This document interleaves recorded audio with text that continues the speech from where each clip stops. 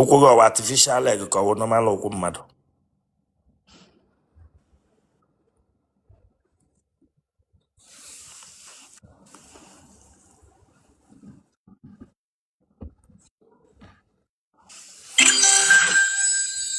Tọnụ.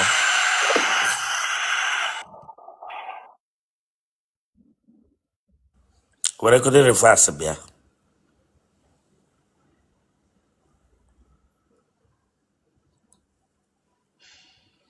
Kamera enwe otu isi eme ya mana ahụ kọba Otele gị anya m.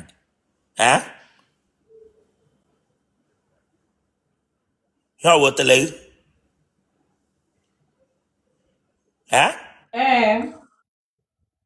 Yeah. Gịnị nọkwa n'akụkụ ụkwụ gị? Onwe ihe nọ n'akụkụ ụkwụ m. Ihe nọ na hip gị nga agwụ gị. Ọ nwoke m. Onwe ihe kwere nga.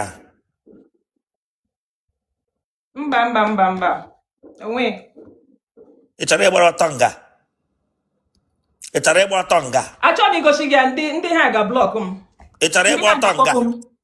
Ị chọrọ ịgba ọtọ nga? Onye na-achọ m igosi gị bifo ndị ha. Ị chọrọ ịgba ọtọ nga? Mba biko. Tọnụ arịa tọnụ.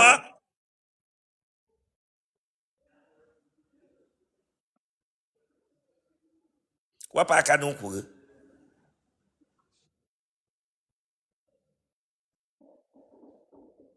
Nne ọ gị nwe ihe?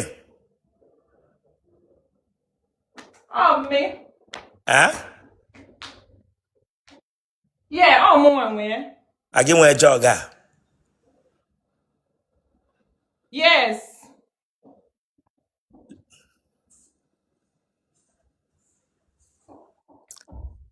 Were reverse bịakwuru. Were reverse bịakwuru.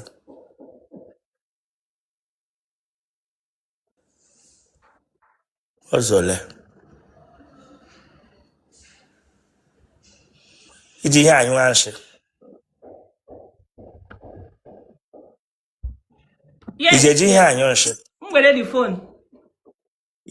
Iji eji anyụ nshị. Yes. Were the phone. Okay. Yes, I chop that touch from you. I chop that touch from you. Where the camera will take close to your face. Listen, hey, maybe I could here, maybe to here.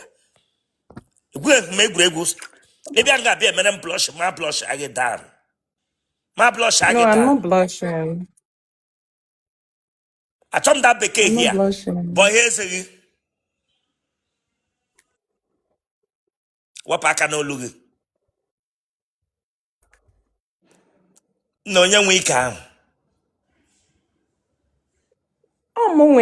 I don't know. Mba. What makes you pan? Mba, otaka anyị niile dị n'ụlọ. Ụmụnne m niile otaka anyị dị. Ma nwoke ma nwaanyị otaka unu dị. No, ndị sọsọ ndị nwaanyị nwe. Anyị nwere ezigbo shape. Ụmụnne gị dịka nwaanyị shape anyị mara mma. Anyị dị tọ. Ha dị tọ. Ọ na-apara ukwu horse bịa nga agwa m sị nwere ezigbo shape. Ịpụ Otele ukwu horse. Anyị yiri our mother. Ọ ga-agwa m ma shape gị ọ mara mma. Ọ gị ga-agwa m ma shape gị ọ mara mma. Ị dị afọ ole? Adị m 33. Iwe onye ebe? Ahụ m onye ihe Chiowa. N'Arochukwu, Abia State. Akwai mana ihe m na-eme ebe a ga-aba na social media niile. M ga-adị iru mewe gị interview. Go ahead. Ịsọrọ bekee ebe a na ịsọ bekee ebe a mepụta oge. Ndo, ị ga-adị n'ọkụ.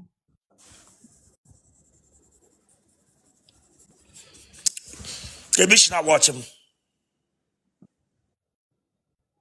Esi m Abuja.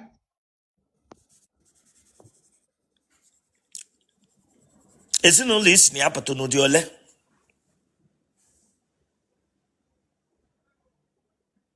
I dị 7. ID asato, as 7, asa. Ụmụnne ụmụ nwaanyị ole? Ụmụ nwaanyị atọ. Ụmụ nwoke ole? Anọ. Ara ọ gbaala gị mbụ? Mba. Mpa gị na mma gị ha dị ndụ? My dad arapugo, my mom dị ndụ. Chai, mpa gị ọnwụọna. Ka ndụ. Yes. Ndụ nna. Ndụ. Nsogbu adị. Gịnị gburu mpa gị? Ọ yara ahụ. Ọ ya gịnị? Onwe surgery, intentional surgery, so complications bịara after it, so the thing gbuzie ya.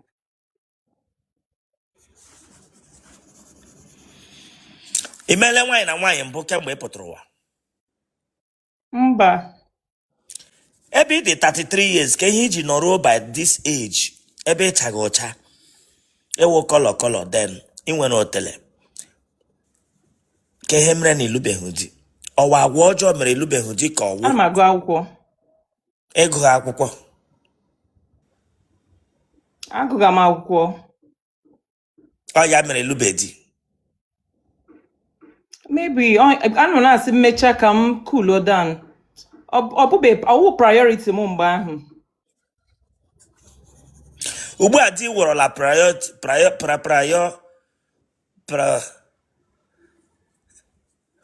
English. Ugbu a di ghọrọla ewele iwe. Ugbu a di ghọrọla period gị ele ihe i kwuru isi ọwụbeghị ọgịnị? Ọwụbe period m. Just go ahead, aghọtara m ihe na-ekwu. Okay. Ugbu a di iwu na-awụbeghị period gị gbọọ na-agbawabeghị ugbu a ele ugbu a ị chọrọ adị wụọ period gị na ele na-ekwu ele ihe na ele kọwa ugbu ị chọrọ ịlụ di. Azụtara m dị English period akwa ya. Yes, sir. Akwa ihe kwuru mgbe ahụ. Sụtara ya? Akwa ihe kwuru mgbe ahụ ọwụbe Yeah, period. sụtara ya ọfụma, yes, sir. Okay. Ọ ihe m kwuru. Ugbu a di wụrụla period gị. Ọ gbawala ugbu a. Ugbu a ọgbamala ele ihe ị chọrọ from a man ọbịa je ịlụ gị? Ana m achọ somebody ga-match up to my standard, at least or be educated, or be generous, and they are very rich. That's all. Because we say a kind person now, everybody can pretend to be kind, Iji ụmụ ole?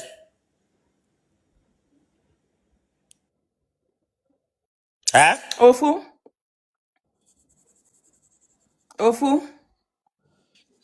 Retired but not tired single mother. Onye tụwakwara n'ihe ime? Ọwụghị ihe m ga-ekwu na social media. It was a case of essay.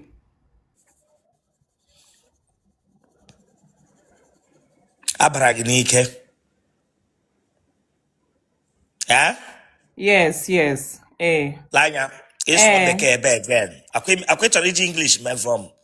Akwa chọrọ iji English disgrace him. Ịsụ bekee here again, mụ na gị enwe problem. No. Ịsụ bekee here again. Ebra here na, gebe ewere grammar. Be disgrace him here. Akwa Igbo kebra here hụ m na m sụrụ Igbo. Aga m eme ya ọzọ. Ele ụlọ akwụkwọ mahadum ị gara? Agara m Nnamdi Azikiwe, gakwa IMSU, gakwa another one na Abuja. Gịnị ka ị gụrụ? Agụrụ my first degree political science, my second political science, my third international affairs and diplomacy. Nwa ahụ ị mụrụ nwaanyị ka nwoke? Nwanyị.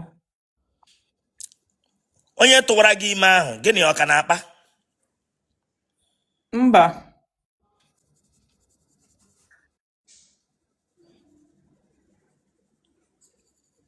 Nwa ahụ dị afọ ole ugbu a? Ọ dị 16. Otele Rosanna. Ịdị 33 mụọ nwa nọ 16 years ugbu a. I come back in a secondary school called Ome now. It's not something I won't hear him get when I'm social media. Because I'm a chop it in the mado. Ozola.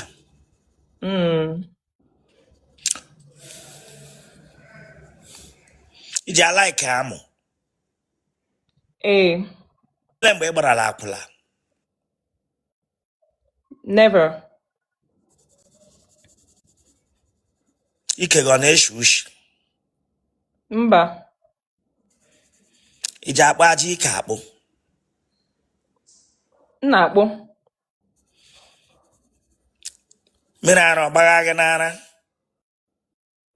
Mba. Mmadụ ole tara ala gị kemgbe ị pụtara ụwa? Mmadụ atọ. Enwela onye tara ala gị n'ime moto mbụ? Mba. Gịnị ka ị na-arụ? Enwere m spa. Ị nwere ọnya? Enwere m spa then nwee ebe a na-ere all these beauty products.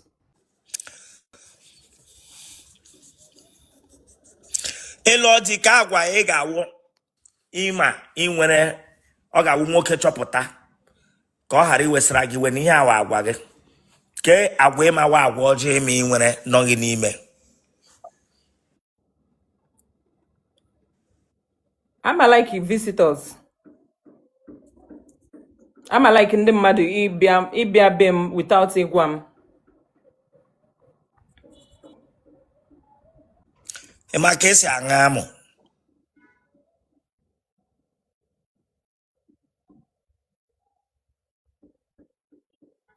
Kwuo okwu ime ama aṅụ Chineke agbago ka ime ama aṅụ. Ama m otu esi eme ya. Ị ga-aṅa amụ ele ihe ị na-eme.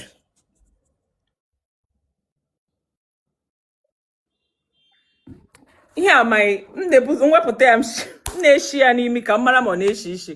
Ọnọdụ ọcha m pretend kwa ka onwe ihe m chọrọ ime. Akwụkwọ na-adọ gị. No, mba. Ị ma ị na-eshi. Ọfụma. Ị na-aga ije abalị. Mba. Mmadụ atọ ahụ tara gị ka ihe mere n'otu n'ime ha enwe nke lụrụ gị. Ofu mgbe anyị nọ school mgbe ahụ nke ahụ akwadobe and mụ adịbe m nkwadebe as well. Then nke ọzọ wụ an old friend ọgwụla. Then the previous one before mụọ nwa.